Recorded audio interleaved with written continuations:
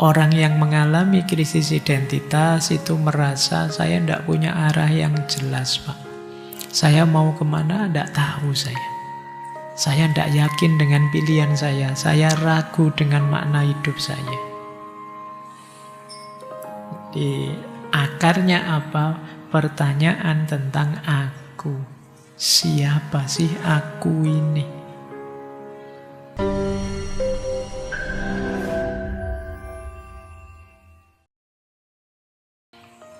Sekarang kita tengok apa sih Pak secara umum. Nanti sebelum kita bahas satu-satu ya, semoga waktunya mendukung.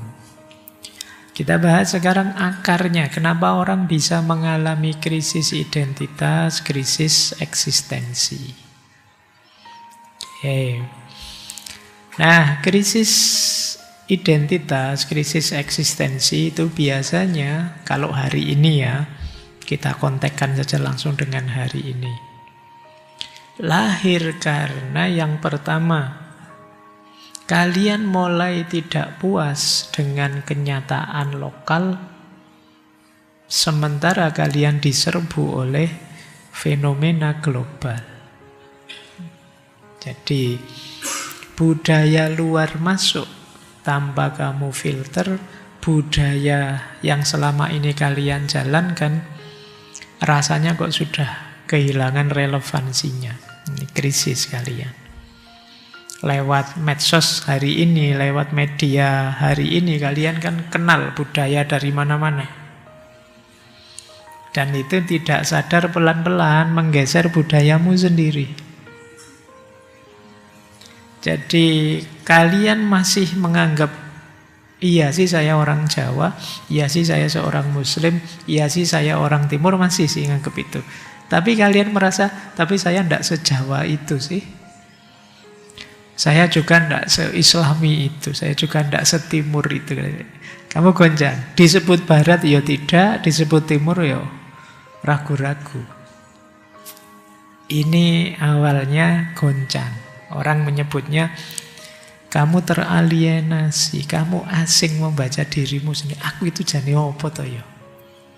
Barat nggak barat, timur nggak timur. Jadi disebut religius ya enggak apa, orang kayak saya masuk religius. Disebut setia dengan budaya ya enggak, ngomong Jawa ya pating pecotot berlepotan, enggak iso Pak saya budaya. Aslinya saya juga enggak bisa. Tapi disebut barat ya kok ya enggak pantas. Profilmu, kemudian posturmu, kemudian tidak pantas.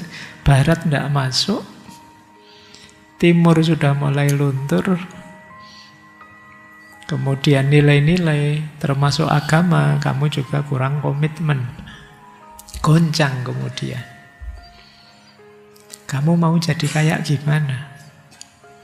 Kenapa? Ya karena orang itu dia bisa bertindak dengan tepat kan kalau dia sadar statusnya, identitasnya. Tapi kalau dia bingung, gimana dia bisa bertindak? Kalian mantep ke sini, kemudian tiba-tiba masuk langsung duduk, ambil tempat, bisa menikmati suasana karena kamu tahu, kamu di sini posisimu apa, peranmu apa. Saya ya langsung masuk sini, langsung duduk di sini. Saya tidak pakai mikir ini saya di mana ya enaknya. Kita tidak pakai gitu, langsung duduk di sini. Kenapa? Saya tahu identitas saya di sini apa, posisi saya di mana, peran yang harus saya mainkan apa. Tapi begitu kalian kebingungan, puyeng sudah. Kan sering orang, saya kapan itu diajak diskusi dengan pertanyaan yang menunjukkan orang kebingungan identitasnya. Pak, kita itu Indonesia yang Muslim atau Muslim yang Indonesia? Kita itu orang Indonesia yang kebetulan Muslim atau seorang Muslim yang kebetulan Indonesia? Itu pertanyaan yang membingungkan, menunjukkan sedang krisis identitas. Setidaknya di situ kita sedang bingung tentang siapa kita. Nah, itu kalau ketemu Sokrates mesti ditanya lagi. Ya kan, sampai kamu ketemu jawabannya loh, yang kamu maksud Indonesia yang Muslim itu gimana? Muslim yang Indonesia gimana? Itu hubungannya primer sekunder, apa tesis antitesis, apa? Ayo, nah, oke, ketemu filsafat tambah ruwet akhirnya, tambah tidak ketemu lagi. Tapi ini memang situasi dominasi budaya global dan hilangnya lokalitas jadi akar krisis identitas. Banyak orang kehilangan sense of belonging terhadap tradisinya, bangsanya, agamanya. Ya seperti tadi, kita disebut Jawa juga tidak yakin, disebut Muslim juga mungkin merasa tidak sereligius itu. Disebut orang Timur juga, kita juga tidak paham Timur itu gimana. Disebut Barat kita ragu-ragu, serba ngambang. Yang kedua, akar masalah krisis identitas hari ini banyak dipengaruhi juga oleh budaya pencitraan yang hari ini laris sekali. Jadi media sosial menuntut kita untuk membangun citra. Ya manusiawi sih, orang itu ingin dikenal sebagai dia yang ideal, dia yang baik. Cuma terlalu banyak bermain citra, efeknya apa? Kalian lupa jati dirimu yang sebenarnya. Kalau di psikologi kan ada istilah true self, fake self, dan false self. True self itu kamu apa adanya. Fake self itu pencitraan. Sebenarnya kamu tidak begitu, tapi ya biar dianggap begitulah. Biar dianggap kamu ngerti agama, terus dikit-dikit posting tentang religius, agama, menasehati, kemudian memberi tausiah temannya. Nanti temannya posting apa, terus kamu komentar, mbok yo inget Allah, kita hidup ini ya. Nah, itu padahal kamu aslinya yo sembahyang wae yo. Sehari 5 kali bolong-bolong nasihati temanmu ingat Allah. Tujuanmu apa? Mencitrakan dirimu biar orang nganggap kamu, teman saya yang satu ini soleh banget misalnya. Ini namanya fake self. Kamu sedang memalsu dirimu. Ini juga melahirkan krisis. Ada false self. False self itu diri yang salah. Misalnya kamu tidak ingin begitu sih, tapi lingkunganmu, masyarakatmu, orang tuamu menyuruhmu begitu. Itu namanya false self. Kayak kalian, sebenarnya saya tidak minat kuliah jurusan filsafat, tapi bapak saya senang ngaji filsafat, terus saya dipaksa kuliah filsafat. Padahal kamu tidak mau, terpaksa kamu ke sana. Ini kamu jadinya apa? Dirimu bukan dirimu. Kalau yang fake tadi kamu memang ingin mencitrakan dirimu, tapi false self ini ya kamu terpaksa oleh lingkunganmu, oleh masyarakatmu. Dan yang seperti ini banyak dipengaruhi oleh dunia media sosial. Membuat kita mengalami krisis identitas. Kita jadi bukan aku. Jadi kalian lihat postinganmu sendiri mungkin yo heran, masa aku begitu ya? Mungkin coba ya sekali-sekali nanti kalian baca postingan-postinganmu lama, tahun lalu, 2-3 tahun yang lalu. Itu mungkin kamu malu sendiri, terus kadang-kadang ya heran sendiri kok aku sampai begitunya dan lain sebagainya. Baik, yang ketiga, ekonomi yang materialistik, hedonistik. Jadi hari ini kita mendasarkan makna hidup itu pada kepemilikan dan konsumsi. Akhirnya kita mati-matian untuk having, meraih sesuatu, memiliki sesuatu. Bukan being. Kalau being itu bagaimana kita berproses jadi lebih baik. Tapi kita lebih fokus memiliki lebih banyak. Nah, situasi ekonomi yang materialistik, hedonistik ini tentu saja terus melahirkan pertanyaan, ini semua buat apa sih? Jadi membuatmu asing juga tentang dirimu, tentang kehidupanmu. Aku kok seserakah itu? Aku kok seabsurd itu? Apa sih gunanya aku gonta-ganti HP tiap tahun itu misalnya? Kok ya tiap ada yang versi baru terus pingin dapat lagi. Jadi ini kesadaran tentang hidupmu yang selama ini banyak terpengaruh oleh mentalitas sekitarmu yang sekedar having. Kalau bahasa filsafatnya ya bukan being.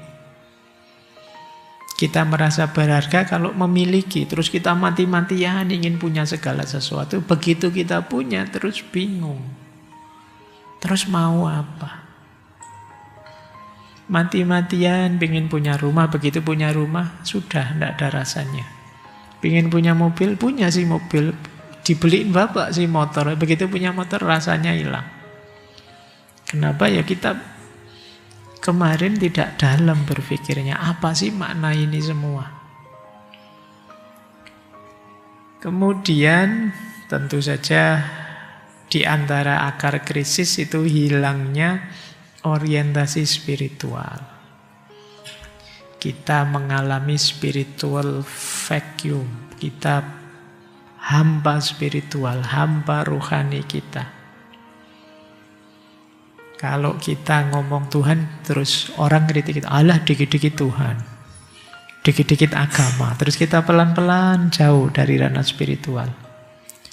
Seolah-olah kalau kita mengaitkan hidup kita itu dengan yang transenden, yang spiritual, terus rasanya kita ini kurang modern. Rasanya kita ini modern itu kan berpikir rasional, Pak. Ngapain dikit-dikit Tuhan, dikit-dikit agama. Kita tidak sadar bahwa ada sisi spiritual dalam diri kita. Pada akhirnya justru kita jadi terasing dengan diri kita sendiri. Kita justru merasa hampa, ada yang hilang. Dan itu banyak dialami oleh Barat awal modern. Yang nanti peradabannya antara lain dicirikan dengan orientasi sekuler. Jadi ini juga membuat kita mengalami krisis identitas, krisis eksistensial.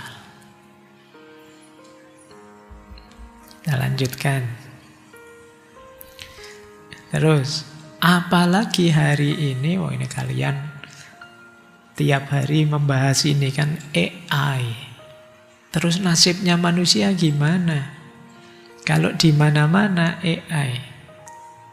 Teknologi dan kecerdasan buatan yang menggeser manusia.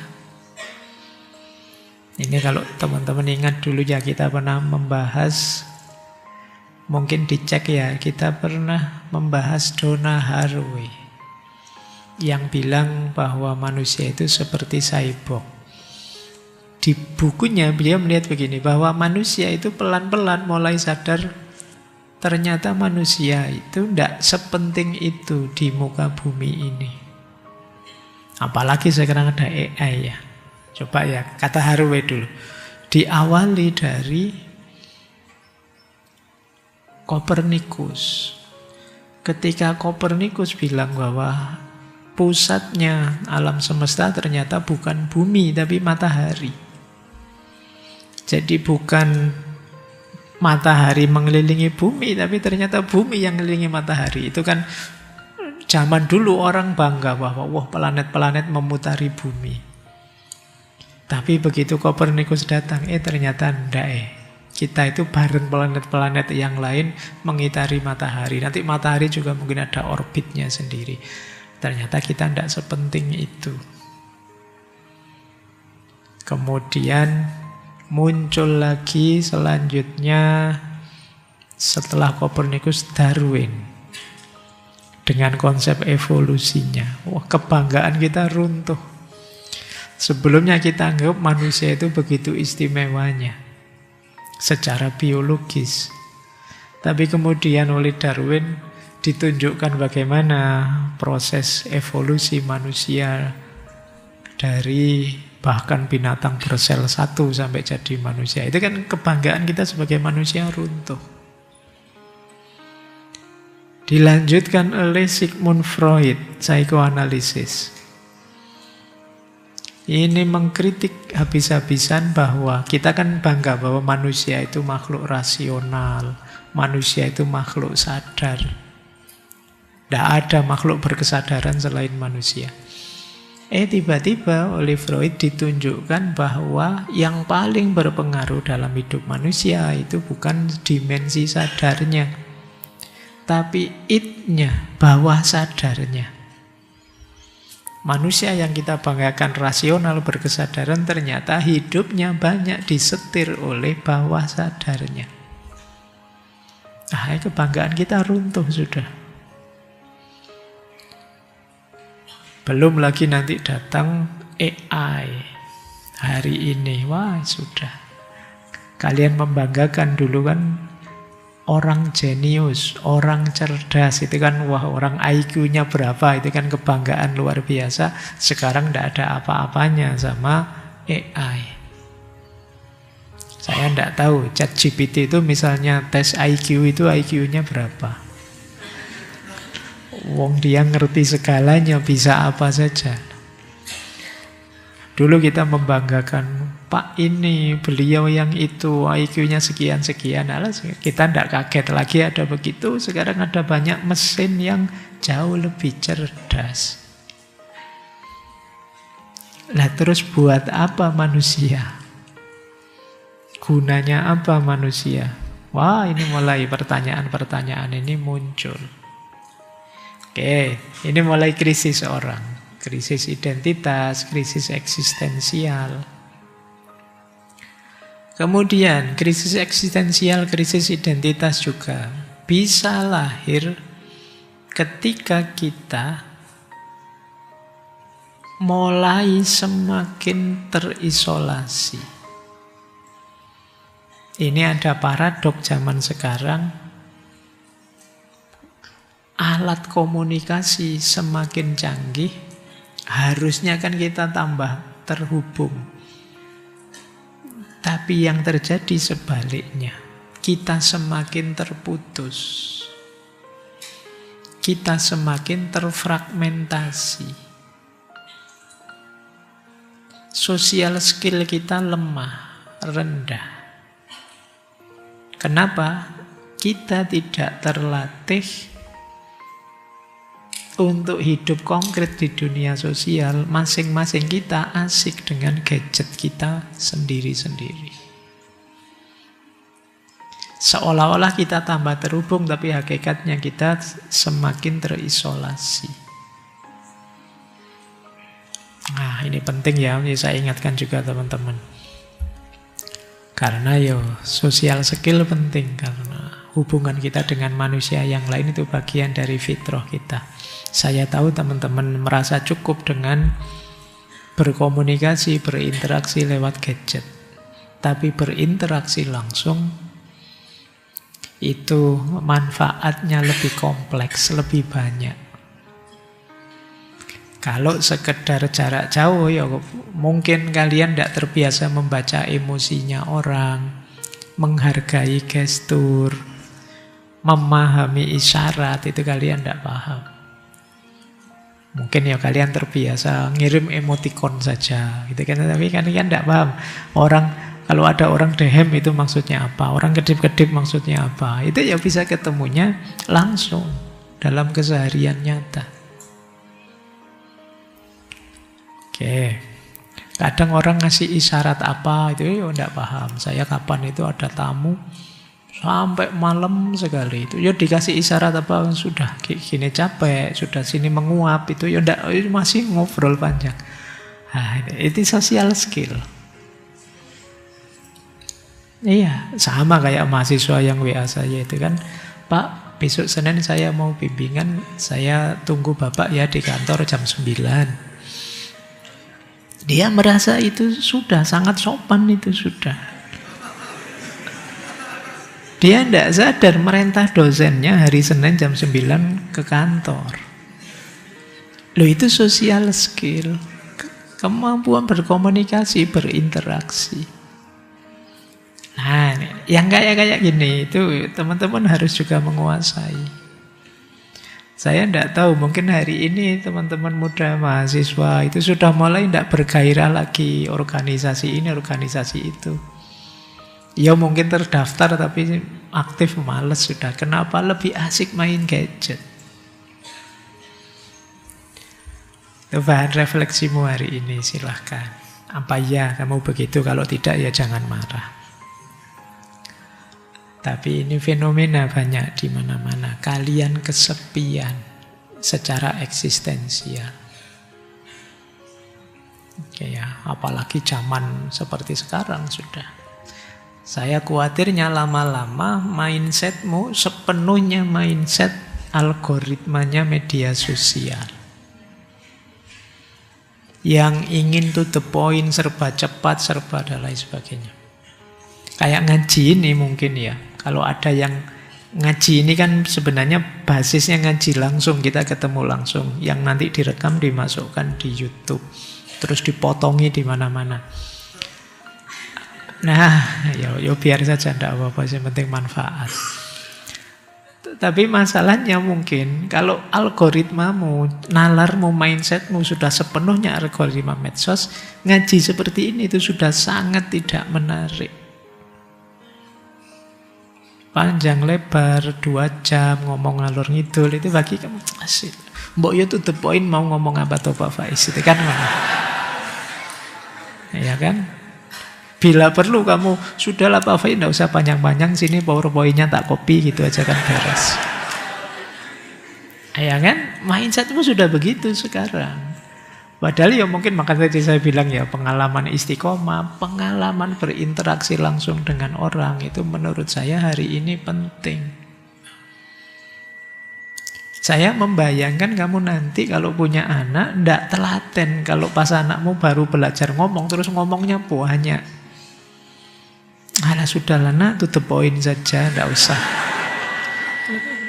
Kamu tidak terlatih tahan mendengarkan orang banyak ngomong. Itu makanya kemarin pas sesi apa itu saya bilang kadang-kadang ada temenmu curhat, kamu ingin segera ngasih nasihat saja. Padahal temenmu belum selesai. Kalau sudah, aku paham maksudmu, aku langsung ngomong terus. Padahal dia bukan masalah kamu paham atau tidak, dia cuma ingin meluahkan, menyampaikan isi hatinya. Tapi kamu ya kesusu motong, ingin segera ngasih tausiah. Ini efek itu tadi, algoritma medsosmu. Mulai ya kalian coba pertahankan dimensi kemanusiaan terakhir ini, jangan sampai tergerus oleh medsos, tergerus oleh dunia digital. Kalau tidak salah minggu depan kita perpanjang ya bahas ini. Minggu depan kita bahas krisis digital. Saya lanjutkan. Relativisme nilai dan kebingungan moral. Ini juga sering jadi masalah krisis eksistensial, krisis identitas. Begitu nilai-nilai krisis, kita bingung ini benar apa salah. Kata orang-orang ya bisa macam-macam, tergantung saja sifatnya. Itu kita kebingungan. Ini boleh, itu juga boleh, itu juga boleh. Semuanya boleh kok, tergantung konteksnya. Hari ini kan banyak begitu. Tapi hati-hati, efeknya kadang-kadang membuat kita kebingungan memutuskan. Terjadi krisis eksistensial. Apalagi tekanan hidup. kecepatan, kompetisi, ketidakpastian. Kita lelah. Dulu waktu di Byung Chul Han ya, kita mengalami existential fatigue. Kita mengalami kelelahan eksistensial hari ini. Capek ternyata jadi manusia itu. Oke ya, ini akar-akarnya. Makanya kata Erich Fromm, manusia modern mengira dia tahu apa yang dia inginkan. Padahal sebenarnya dia menginginkan apa yang diperintahkan atau dibentuk oleh masyarakat untuk diinginkan. Keinginanmu mungkin bukan keinginanmu, tapi keinginan masyarakatmu. Tapi keinginan produsen-produsen yang memproduksi barang yang kamu konsumsi.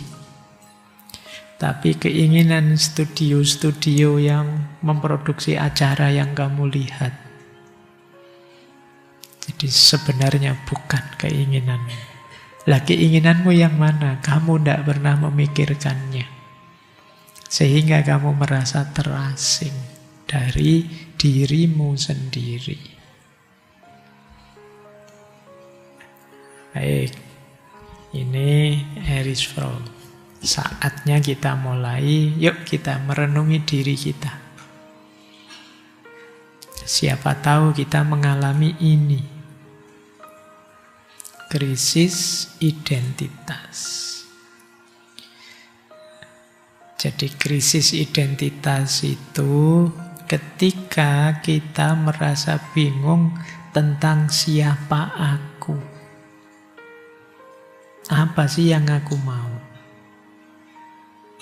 Orang yang mengalami krisis identitas itu merasa saya tidak punya arah yang jelas, Pak.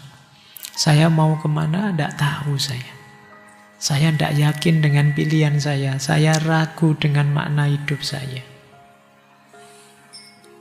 Di akarnya apa? Pertanyaan tentang aku.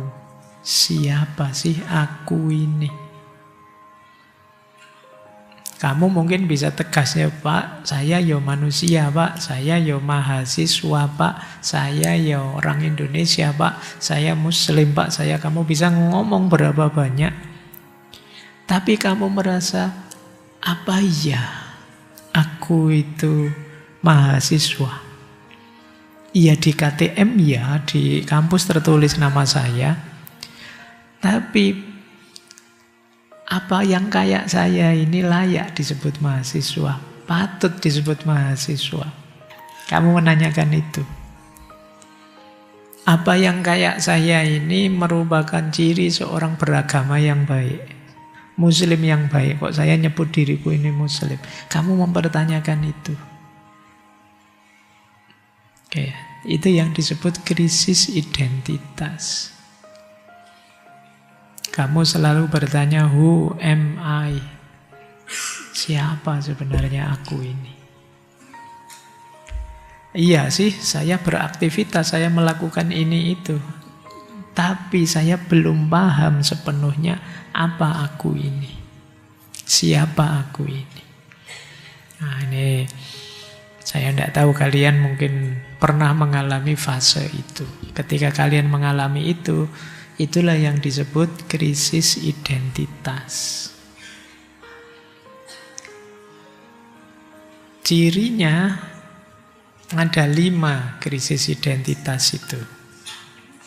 Yang pertama ketika kalian bingung jati dirimu. Pak, saya sudah bisa menjawab, Pak. Saya itu ini. Tapi kok saya ingin jadi yang berbeda dengan yang ini, Pak. Itu juga krisis identitas. Kamu sedang bingung dengan jati dirimu. Saya, Pak, kuliah filsafat dulu mantep. Saya juga masih kepingin kok menguasai filsafat, Pak. Tapi kok kalau lihat artis-artis kok pingin ya, Pak, kuliah seni, pingin juga kuliah itu. Terus kamu goyang. Saya juga pengen loh, Pak, jadi dokter, Pak. Kelihatannya kok asik gitu. bisa ngobati orang. Pingin juga lupa ini, pingin itu. Kamu kebingungan dengan dirimu sendiri. Mudah berubah-ubah. Hari ini yakin, besok ragu lagi. Kemungkinan kamu krisis. Sudah Pak, mantep Pak, beneran, oke. Besoknya, saya kok ragu lagi ya Pak. Apa iya saya cocok di sini ya Pak? Nah ini berubah-ubah. Berarti kamu sedang mengalami krisis. Kemudian kamu merasa hidupmu tanpa arah. Rutin, iya jalan sih, ya ke kampus ya ke kampus. Waktunya nongkrong ya nongkrong, waktunya main HP ya main HP. Tapi kamu tidak merasa hidupmu bernilai dengan itu. Wah semangat nih ngampus. Alah ya sekedar absen biar nilainya tidak jatuh. Kamu sendiri tidak pede dengan kuliahmu. Wah sekarang rajin ngaji, tidak tahu ya kok tiba-tiba pingin saja. Tapi ya apapun yang kamu lakukan kamu serba tidak mantep. Jalan sih tapi autopilot. Tidak ada arahnya kemana. Kemungkinan kalian ngalami krisis identitas. Atau kamu merasa tidak pas dimanapun. Tidak cocok. Di keluarga merasa tidak cocok. Di pekerjaan merasa tidak cocok. Di kampus merasa tidak cocok. Di circlemu sendiri kamu merasa tidak cocok. Semua orang menurutmu tidak pas. Begitu kamu ditanya, lu pinginnya pas yang kayak gimana? Saya juga ndak tahu. Di rumah ngamuk-ngamuk, terus merasa orang tua ini ngatur-ngatur saja, terus kamu ngamuk, apa-apa ngamuk. Tapi begitu ndak diatur, lah terus pinginmu gimana? Ndak tahu juga saya. Circle-nya dimarahi semua. Apa circle kita ini ndak ada manfaatnya, toksik saja. Kamu ngamuk-ngamuk. Padahal yang toksik kamu ke mereka. Kamu menyebarkan virus ketidakjelasan ke mereka. Nah, ini ya kemungkinan kamu mengalami krisis identitas. Rasanya jengkel terus. Batinmu hampa, kosong. Kamu sendiri menganggap hidupmu tidak bernilai. Kemungkinan kamu sedang krisis identitas. Baik, nanti bahan refleksimu ya. Semoga tidak banyak yang alami ini. Kalau banyak, ya nasibmu. Nah, kalau banyak ya ayo kita atasi pelan-pelan. Tenang saja kalian masih muda, masih panjang perjalanan. Ayo pelan-pelan kita atasi. Nah, kita ambil teori ya biar ada filsafatnya. Ada beberapa teori yang menarik tentang krisis identitas ini. Saya ambilkan pertama dari James Marcia, Identity Status Theory. Teori status identitas. Ini sebenarnya skala untuk mengukur sejauh mana sih kita ini mengalami krisis identitas atau tidak. Kalau di teorinya Marcia ini dilihat dari dua aspek. Eksplorasi, apakah kita sedang mencari makna hidup. Dan yang kedua komitmen, apakah kita sudah menetapkan. Yang paling rendah levelnya adalah identity diffusion. Kalau ini masih bingung. Jadi belum mencari dan juga belum punya arah. Ini level pertama. Biasanya kalau ditanya, kamu siapa, mau kemana, tujuan hidupmu apa? Ya jawabannya saya tidak tahu siapa aku, mau kemana, tujuan hidupku apa. Nanti ditunggulah biar waktu yang menjawab. Nah, kalau jawabanmu begitu, kamu ada di level yang paling rendah. Kamu masih bingung. Ada naik satu level, namanya foreclosure. Foreclosure itu isinya sudah punya identitas, tapi ikut saja ke orang lain. Dia tidak mencari, pokoknya ikut saja. Alah, aku ikut orang tua sajalah. Biar diurusi yang tinggi-tinggi itulah. Ya, ini namanya kamu pasrah saja. Ini level 2.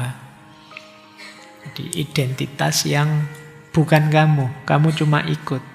Ini nanti berpotensi melahirkan false self. Diri yang palsu. Kamu hanya ikut orang lain. Ada yang ketiga itu moratorium. Moratorium itu penangguhan, penundaan dulu. Nah, ini berarti kalian sedang mencari. Kalau ditanya, menurutmu engkau siapa? Sebentar, saya ini masih proses, masih nyari, masih baca-baca, masih diskusi, masih refleksi, masih menjelajah ke sana, mengeksplorasi ke sini. Ini berarti kalian sedang di level 3, moratorium. Level 1, 2, 3 masih belum ada identitas sebenarnya. Di level 4 lah kalian mencapai identitas. Identity achievement, pemerolehan identitas. Kalau ini pencarianmu sudah sukses, sekarang aku tahu siapa aku dan sejauh mana nilai diriku dan makna hidupku. Ini identity achievement. Kayak sekarang kalian cek dirimu masing-masing. Kalian ada di yang pertama, masih belum punya Pak. Atau di yang kedua, foreclosure. Kalau di level 2 ini, saya ikut saja kata ustadz saya Pak. Saya ikut saja kata guru saya Pak. Pimpinan saya Pak. Kalian ada di yang kedua. Atau belum Pak, saya belum dapat tapi masih mencari. Itu yang ketiga. Atau sudah dapat. Kalau sudah dapat kalian ada di yang keempat, yang paling tinggi. Kalau masih belum mikir sama sekali Pak,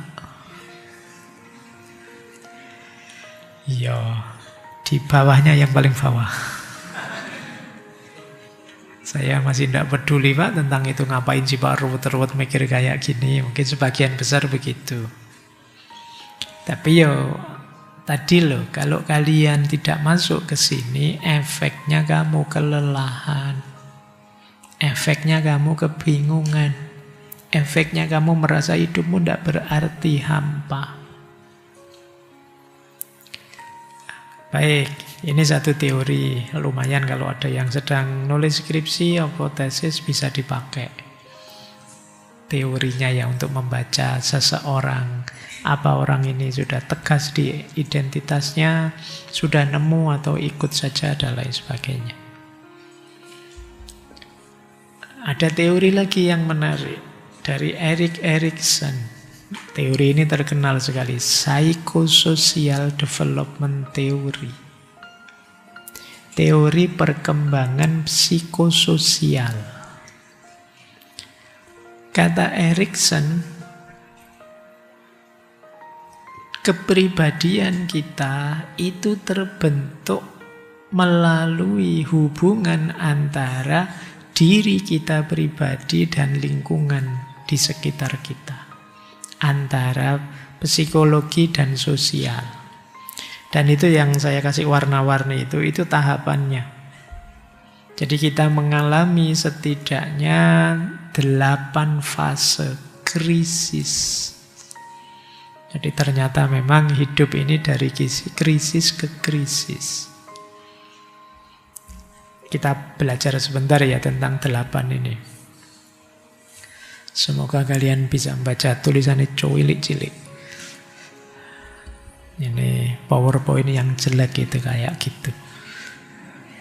Kehilangan power, kehilangan poin. Tulisannya tidak iso dibaca, tapi kalau tidak saya jadikan satu, sulit kalian memahami teori ini. Saya bacakan saja ya. Jadi ada 8 tahap perkembangan hidup kita. Nanti ada yang nomor 5 itu kuncinya. Itu yang nanti di situ orang mengalami krisis identitas. Ini penting kalian pahami. Coba tahap paling awal, usia 0 sampai setahun. Ini kata Erikson ini pun sudah mulai berkembang. Ini era trust versus mistrust. Antara percaya dan ketidakpercayaan. Ini juga bayi sudah mengalami krisis. Apa krisisnya? Bayi di usia ini dia hanya bisa pasrah. Dia bisanya percaya ke orang lain di sekitarnya. Dia menunggu diberi makanan, diberi kasih sayang, diberi keamanan. Kalau dia terpenuhi terus-menerus kebutuhan itu, ya dia tumbuh jadi orang yang percaya pada lingkungan sekitarnya. Tapi kalau sebaliknya, dia akan tumbuh jadi orang yang penuh rasa takut dan curiga pada lingkungan sekelilingnya. Lingkungan sekelilingnya malah membuat dia tidak nyaman misalnya, malah membuat dia kelaparan mungkin karena orang tuanya sangat miskin dan lain sebagainya. Itu membuat dia secara psikososial dia jadi tidak terlalu percaya dan mudah curiga ke lingkungan sekelilingnya sampai nanti besar. 0 sampai setahun. Jadi kalau kalian di usia dewasa ini mungkin ada yang gampang curiga, mungkin di masa usia ini ada fase kebutuhan dasarmu tidak terpenuhi secara konsisten. Mungkin keamanan, mungkin kenyamanan dan lain sebagainya. Kata Erikson. Yang kedua, usia 1 sampai 3 tahun. Di sini terjadi krisis antara otonomi melawan shame and doubt. Mandiri melawan malu-malu dan ragu-ragu. Anak di usia ini dia mulai belajar berjalan, makan sendiri, milih sendiri. Kalau kita bebaskan dan kita dukung, dia akan tumbuh jadi anak yang percaya diri. Tapi kalau selalu dikekang, mau apa-apa dilarang, dia akan jadi anak yang peragu dan pemalu. Ini jadi kalian sejak bayi itu sudah bertarung, sudah mengalami krisis. Nanti anaknya mau makan sendiri, tidak boleh, sudahlah nanti makanannya menghambur kemana-mana kotor, sudah ikut didulang saja. Anak mau jalan diseret, anak mau jalan ditarik lagi, sudah tidak usah jauh-jauh di sini saja, dilarang terus. Dia mau milih apa-apa dihalangi, lama-lama dia tidak percaya diri. Dia akan merasa bahwa mungkin pilihan saya jelek, mungkin keputusanku tidak benar. Ini usia 1 sampai 3 tahun. Nanti usia 3 sampai 6 tahun kata Erikson, ini fase inisiatif melawan guilt. Fase inisiatif dan rasa bersalah, itu krisisnya. Di era ini anak mulai berinisiatif, mulai berimajinasi, mulai bertanya ini itu. Ini pikirannya mulai hidup. Sampai 6 tahun berarti sampai TK. Anak di usia ini kalau dia didorong, kalau dia didukung, imajinasinya, pertanyaan-pertanyaannya kita dengarkan, dia akan tumbuh jadi anak yang penuh rasa tanggung jawab. Tapi kalau dia dibantah terus, disalahkan terus, akan tumbuh rasa bersalah dan takut mencoba. Apalagi kemudian, udah nggak usah cerewet, anak baik harus tenang, anteng, diam. Ya sudah. Sejak kecil kita latih itu, jadilah dia anak pendiam. Karena menurut dia, baik itu diam. Apalagi di sekolah, zaman saya dulu sekolah SD itu, kalau mau pulang, yang paling anteng pulang duluan. Nah, jadi terus kita berlomba-lomba diem mantem. Jadi yang banyak tanya, cerewet itu pulang terakhir. Dan itu tersiksa pasti. Nah ini usia-usia ini. Jadi di usia ini kadang-kadang kita membunuh potensi ilmuwan yang mau lahir. Nanti adikmu tanya ini, tanya itu, ini apa, itu apa. Terus kamu sebel lagi asik main HP kan, terus kamu marahin. Udah, enggak usah banyak tanya. Diem saja, anak baik diem. Lama-lama mati dia. Padahal itu harusnya lahir seorang ilmuwan, enggak jadi. Disuruh diem ya. Ilmuwan kan dia banyak tanya, kita sendiri yang mematikan potensinya. Nanti usia 6 sampai 12, di usia ini dia mulai banyak aktivitas, mulai belajar, mulai punya target tertentu. Bikin ini, bikin itu, main ini, main itu. Anak-anak di usia ini pertarungannya apa? Industri versus inferiority. Kerajinan dan kerendah dirian. Kalau dia kita dukung, kita hargai, entah bikin apa saja, gambar misalnya, wah, bagus luar biasa, kamu punya bakat gambar, dia senang dihargai, dia merasa punya kompetensi. Biasanya terus tambah rajin. Tapi kalau tidak kita hargai, kita remehkan, kita jatuhkan apa yang dia lakukan, dia akan jadi rendah diri. Gambar kok kayak gitu, gambar apa itu gambar. Harus kita marahi terus, dia bikin apa-apa kita marahi. Dia akan jadi anak rendah diri. Usia 6 sampai 12 tahun. Baik. Ini fase paling penting, 12 sampai 18 tahun. Mungkin di sini ada 1-2 yang 17-18 mungkin ya. Meskipun saya tahu dari wajahnya sudah 20 ke atas kalian. Nah, di fase inilah seorang anak mulai bertanya, siapa aku? Nilai-nilai tujuan hidupku. Kalau di fase ini sukses, dia mendapatkan identity. Kalau gagal, dia akan mengalami role confusion. Kekacauan peran, dia kebingungan. Disinilah krisis identitas. Anak bingung mendefinisikan dirinya. Siapa aku? Tujuan hidupku apa? Ini berarti sekitar sampai SMA ya. Itu bahkan ada yang bilang nanti usia-usia ini biasanya nakal-nakalnya. Iseng-isengnya, usil-usilnya. Karena di fase ini mereka sedang melakukan eksplorasi apapun yang mendukung pencarian jati dirinya. Oke, mungkin termasuk yang kemarin viral bolak-balik ya, Kelite, itu usia-usia ini. Dia sedang kebingungan mendefinisikan dirinya. Mengalami role confusion.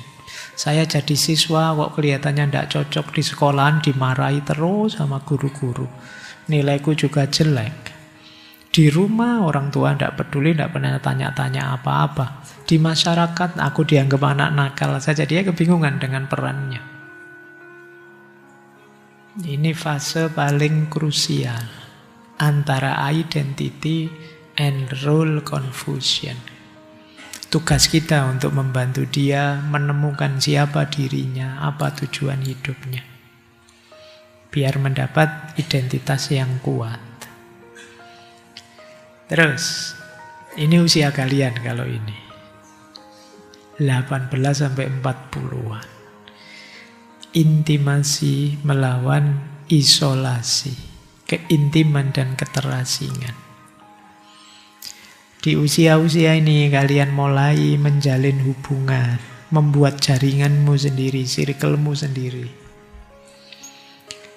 Alternatifnya dua.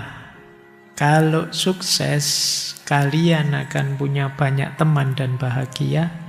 Kalau gagal, biasanya kalian terus menarik diri, menganggap dirimu tidak bakat bergaul, dan merasa kesepian.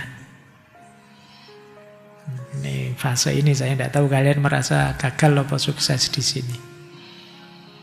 Kan kemarin banyak tak tanya, lebih suka sendirian apa bareng-bareng yang lain? Ternyata sebagian besar bilangnya, saya lebih suka sendirian oh Pak. Kemungkinan kamu gagal di fase ini. Jadi kalian di fase ini sebenarnya mulai belajar berinteraksi dengan orang lain, menjalin hubungan yang lebih dalam. Nah, biasanya kalau gagal terus jadi terisolasi. Naik satu level lagi usia hidupmu, 40 sampai 65. Saya ada di sini. Generativity melawan stagnation, produktivitas melawan stagnasi. Di fase ini biasanya orang ingin berkontribusi, mungkin lewat karyanya, mungkin lewat anak-anaknya, atau membantu secara sosial. Biasanya kalau gagal di sini orang merasa hidupku tidak berguna. Hidupku hampa, tidak ada artinya. Ini fase 40 sampai 65. Terakhir 65 ke atas. Ini mungkin kakekmu mungkin ya. Integrity melawan despair. Integritas melawan keputusasaan. Di usia ini orang biasanya menilai hidupnya. Kalau dia bisa menerima, saya syukuri hidupku sepanjang tahun kemarin. Alhamdulillah saya sampai di titik ini. Biasanya ya terus muncul damai, dia hidup dengan bijaksana. Tapi bisa juga sebaliknya despair.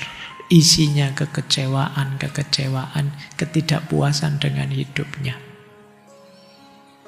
Bahwa saya tidak puas dengan hidupku, menyesal kemarin kenapa memutuskan ini, memutuskan itu. Terus dia putus asa, dia menyesal. Itu despair. 65 ke atas. Jadi teman-teman, hidup kalian sejak usia 0 sampai 65 ke atas itu berjalan dari krisis ke krisis. Mau tidak mau seperti inilah kisah hidupmu. Maka kalau mengikuti teorinya Erikson ini, ya jangan alergi dengan kritis, dengan krisis. Hidup kita memang penuh dengan krisis-krisis. Termasuk yang kita bahas malam hari ini, krisis identitas. Yuk, sebelum geser ke krisis eksistensial, apa sih yang kita lakukan kalau kita sedang mengalami krisis identitas? Yang pertama, terimalah. Akui saja kamu sedang krisis. Tidak usah panik, tidak aneh. Hampir semua orang mengalaminya. Bingung itu wajar, asal kamu mau belajar. Sehingga tidak salah mengambil keputusan. Jadi, kan sering orang bilang itu, alhamdulillah kamu bingung berarti kamu mau pinter, mau bisa. Kan selalu orang begitu. Tapi asal setelah bingung belajar. Setelah bingung tidur ya ndak jadi pinter.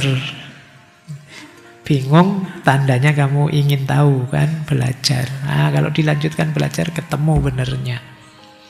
Jadi diterima saja, ya saya sedang krisis ini, sedang belajar mencari jawaban terbaik, identitas yang pas untuk diriku. Ada peribahasa menarik, kadang kita harus tersesat dulu untuk benar-benar tahu arah pulang. Ya, jangankan mencari arah sendiri, wong sekarang pakai GPS kadang ya tersesat. Ya kalau dalam kehidupan nyata kadang dibantu orang pun, mengikuti ahli pun masih bisa tersesat. Tidak masalah, hidup itu memang kadang-kadang ada tersesatnya, tapi kita kembali lagi dengan cara belajar. Yang kedua, ambil waktu untuk refleksi. Coba direnungi secara dalam. Apa sih yang membuatku bahagia? Apa yang aku anggap penting dalam hidup ini? Kapan aku merasa paling menikmati hidup? Nah, ini menurut saya penting berefleksi ini. Kemudian dekatkan diri kita dengan orang-orang yang jujur, yang menilai kita apa adanya diri kita, bukan orang yang sekedar menuntut kita sesuai maunya mereka. Orang-orang jujur ini adalah nanti yang bisa memberitahu kita, oh kamu berlebihan tadi, oh kamu tidak sepatutnya begitu. Memahamkan kita tentang lebih kurangnya kita. Carilah sahabat, cari teman yang mau jujur.